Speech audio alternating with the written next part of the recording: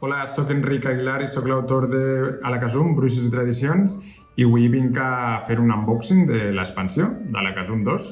Com veieu, la caixa hem volgut conservar un poquet el format original del joc bàsic i res, així teniu l'explicació de l'expansió en els 4 idiomes. Com sabeu, per a l'expansió necessiteu el joc bàsic per a jugar-la.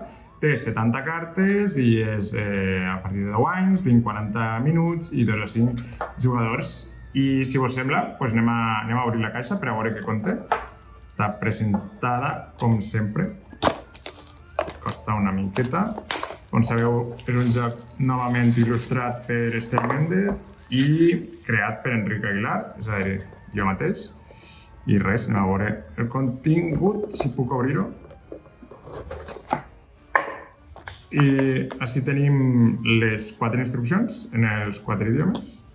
I, bueno, són instruccions amb unes quantes pàgines, però totes amb moltes il·lustracions i amb molts dibuixos de les cartes per a que pugueu trobar ràpidament l'explicació de cada carta. Són 4 idiomes i res, així les cartes és només una única baralla de 70 cartes, això sí. Anem a veure un poquet què és el que conté. A veure si puc obrir-ho. No trobe. Ah, sí està. Com veieu, les cartes, no sé si s'aprecia, però tenen textura i són molt fortes, són de molt bona qualitat, com sempre.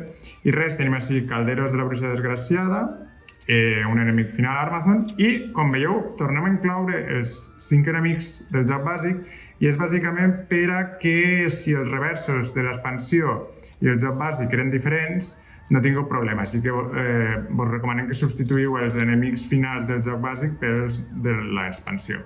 Sceptres, cartes noves, les cartes castellanes que són roses, Don Quijote, Sancho Panza, Mascarada, el Tragaldabas, la gran bruixa castellana, que es diu Juana, en referència a Juana la Loca, més personatges valencians, l'home dels nassos, personatge català, personatge basc, més personatges andalusos, més gallecs, l'Almudena, que és la gran bruixa madrilenya, i noves cartes d'objectes també, els sceptres. Què més tenim per així? Els menjars, el menjar castellà en combinació amb els altres menjars. Cupcakes, menjars invasors per primera vegada, que a més són 3 cupcakes diferents, noves pocions, noves trampes, i altres objectes estratègics com la bola de vidre o les capes, que n'hi ha diferents i es poden equipar als personatges. I finalment tenim aquestes cartes noves que tenen un revers diferent, que són les cartes de repte, del mode repte, que cadascuna conté un repte, una prova diferent, i que podeu utilitzar-lo per a jugadors més avançats i que realment li dona un toc molt diferent i molt variable a cada partida, així que vos recomano definitivament que proveu aquest mode. I res, això és el contingut de La Casum 2, espero que el proveu, la veritat és que millora molt el joc original. Moltes gràcies!